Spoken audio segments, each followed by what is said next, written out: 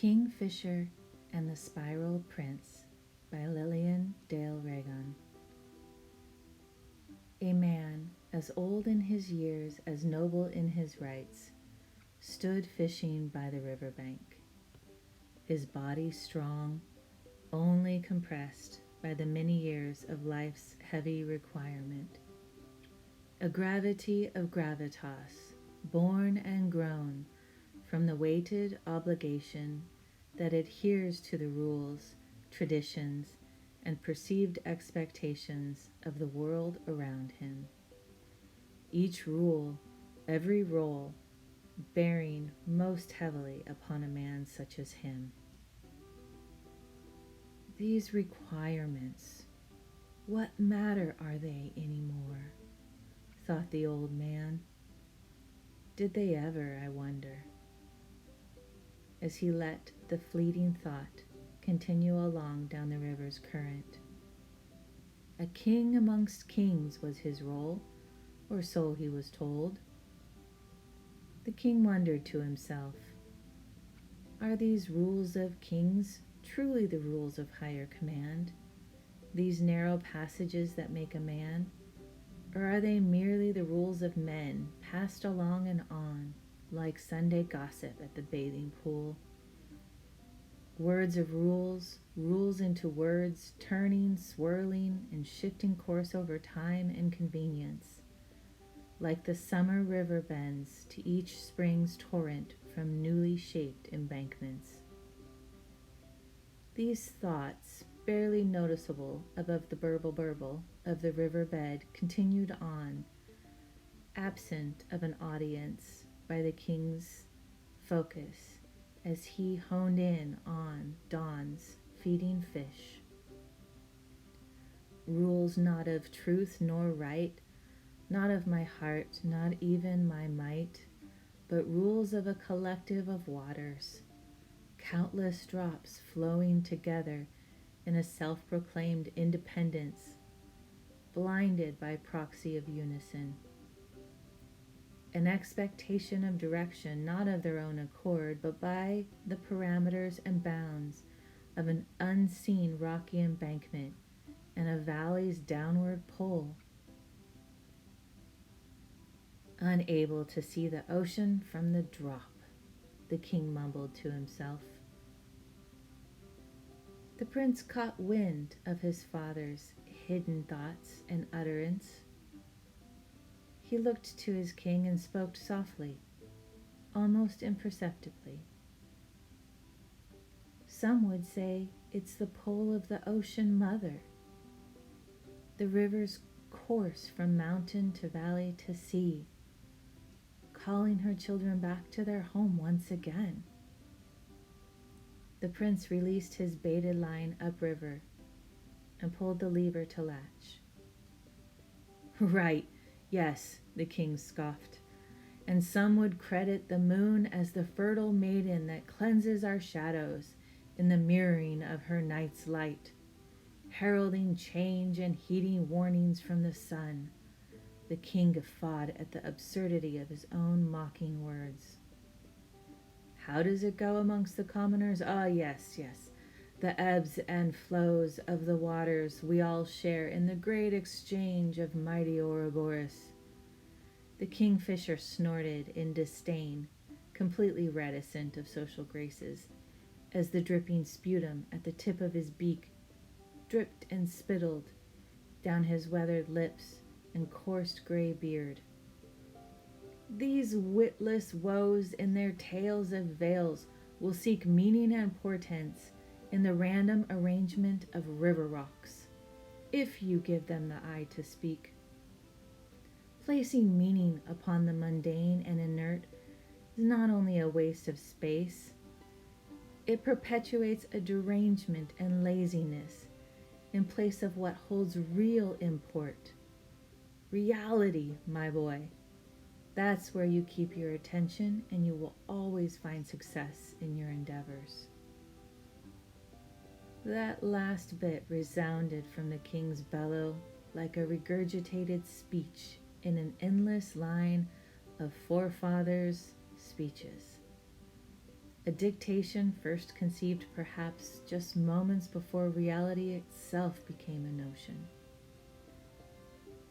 The prince replied with the shocking clarity of the cold winter's river at their very feet. Could it be? They are not placing meaning upon the mundane, my king, rather deciphering a language more complex than we fully recognize. Like the stones of this riverbed that come to know the entirety of the world's history with every gloss and graze of the river's touch. Waters that carry the endless memories from mist to cloud to rain, snow and freeze. All along each droplet travels, carrying the consciousness of all that it touches down this very river, through the gills of today's catch, and onward, back to its source, the home of all waters, where a droplet no longer is one, but sings a symphony of all. A translation by means of greater perception. The prince could tell the king-father had mostly tuned out this nature of rhetoric with nature. A fanciful ideal for the naive minds, would chide the hierarchy. All of little consequence to the laboring toil that force and might endures to maintain, that will and rule strives to persevere, all until the years of struggle offer only relief and release by death itself. Ah, but the essence of the young retain memories of some things as old as time itself, and such a nature cannot readily succumb to all rigid repetitions, not for long, that is. Such is the way of a new becoming, always something beyond that which was before. The prince continued to colorfully curate an illustration of greater depth and understanding as he spoke on. A world that does not tell them what to think, but rather illuminates ways to perceive. A nature of wisdom that shows rather than tells greater truths than our already carved thinking can conceive alone. Still allowing his son's words to gloss over his mind, the king couldn't help but notice his son's voice took on an air of a powerful orator, the words spiraling upwards and outwards in a nearly trancing fluidity and assuring flow. The prince now projecting his strength in pronounced tone, with a conviction befitting a king, thus observed the king with a father's pride, as he endured the ongoing prattling notions. And the prince continued, "What if, my king, the ones we ignore and reject, the ones we deem lesser in contribution and viability, are the very ones best qualified to decipher and translate these messages of a new and better world, a new and better version of ourselves, and a way of experiencing the world? What right then do we hold to refute any individual's path with which they feel directed to flow? Who are we to tell ourselves that we are the highest order of knowing and command?" The king watched a large silver nip and butt against the baited hook to his son's line, and sighed in dismay as the prince took no effort to snag the catch. The king was sure this was done in spite, for point. "Imagine, father," the prince was leaning into his claimed authority with far more reach now, "an intricate and fluctuating world, an acceptance that living alongside the shifts through contraction and expansion, control and chaos, birth and death, were not something to oppose, force manipulation nor avoid, but part of the course of our every journey, a journey that eventually leads us back to the source, our ocean of us. Imagine a life within nature that commands only of its inhabitants to more deeply listen, to feel the connections and distinctions of the world around us, the offerings and withholdings between all of nature itself. An honorable life of acceptance and inquiry is all I propose.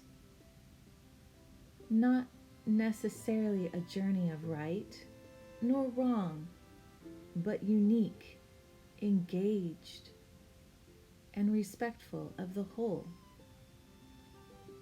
The prince boldly now directed strong emphasis to this last bit.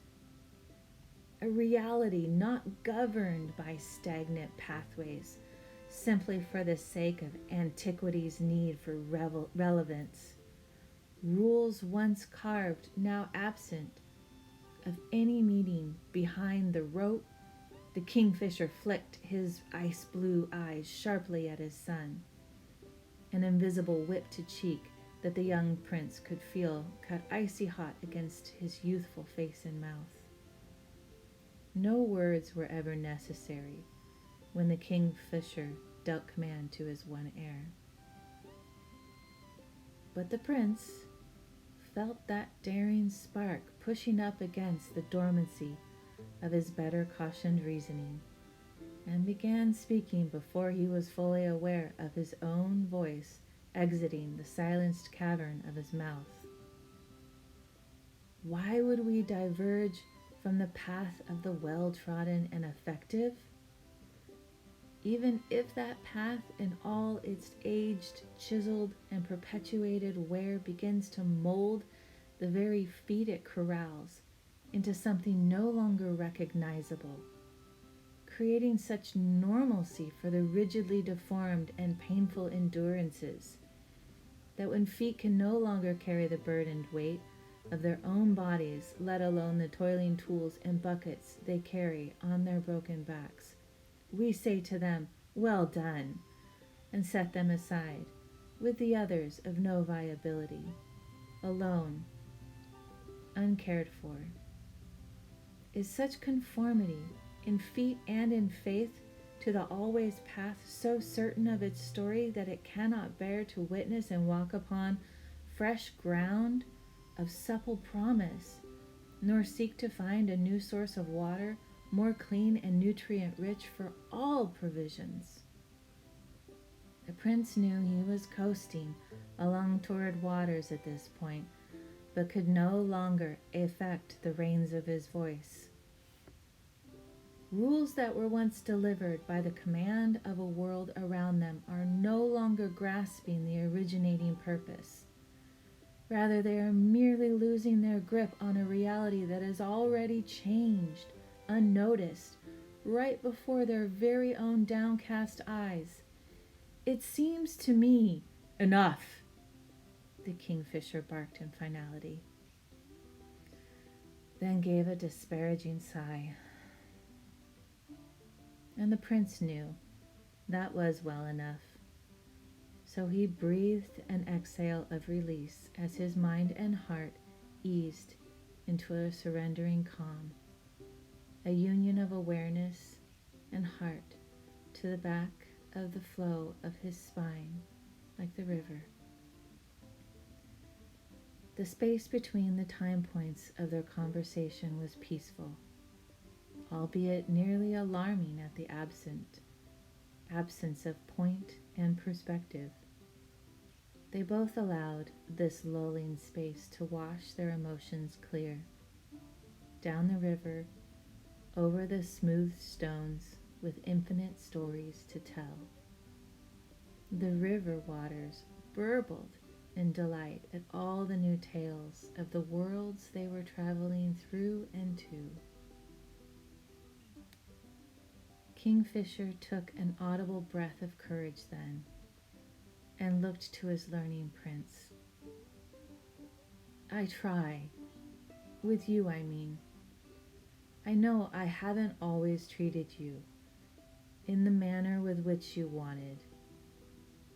I thought I was doing right by you, by giving you the firm requirements and distance boundaries that I was given growing up.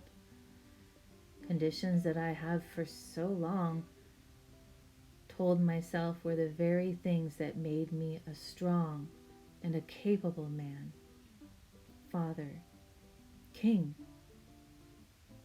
But I'm beginning to wonder if I told myself this story for all these years to make right what was so wrong, to give good reason to all the pain. The prince looked for a moment at his father and turned back his watch quietly to the river, listening, watching, witnessing it all in a rippling scry between his heart and the currents. KingFisher continued, I'm not saying that I'm in pain from it all. I'm saying that, well, to be near you, my boy, to get close to you. But you're so sensitive, you see. You feel so much. And when I'm close to you, I feel like I'm close to my own heart. If that makes any sense. And well, it kills me. It hurts so much to feel how deeply you feel. And it seems, well, that makes me really angry.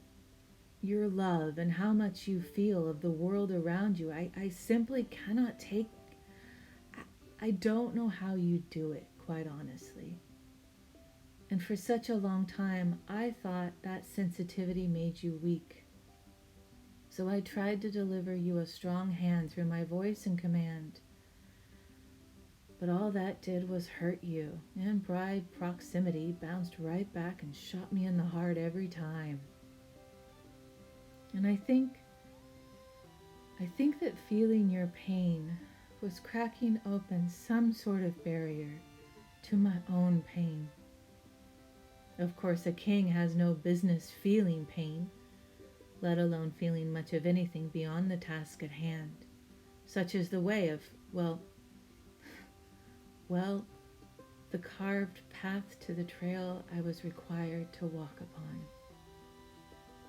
And you, my boy, your gentle heart and loving nature was a far heavier weight to carry than all the burdens of all my kingdoms. I wasn't born for such a noble task. I wasn't born to deserve such a noble prince. And for that, in these last days of my days, I ask, will you forgive me? I love you truly. And I want you to feel what it is to be loved by me before I leave this world. Before the day arrives when you will be crowned king. The prince felt a billowing expansion in his chest as he looked back to his father. The steel blue aging eyes now softly meeting his son's shifting hazel eyes. No smiles moved their lips, but their eyes told and spoke all of the truths in all of their hearts in that single moment. The prince watched a single tear slip from his father's window of acknowledgement and slowly paint a pink trail down the king's weathered, haunted cheek.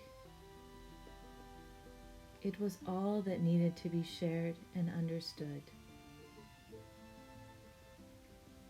A moment or many passed. The KingFisher now leaning heavily upon a boulder at the base of its companion tree. his body slumping now as he let the fishing rod fall lightly to the grass below his hand. His breath labored and slowing to a deepening flow. The prince kneeled at the side of his father, held his withered hand, no longer strong and wielding as he had always known, and held place in his heart as the king released his final exhale. The prince felt the wash of relief and infinite grief flush through him as he now smiled at the peace he could feel his father finally knew, to which the prince leaned forward and kissed the forehead of his king, his tormentor, his need, his most resented and his most beloved, but now only his father, to which he spoke his final goodbyes as he rested the hands of his father upon the king's chest. I was born to be your heir in rule. This I won't deny nor abandon, Father King. But your prince and son, future king of this well-carved earth, I cannot.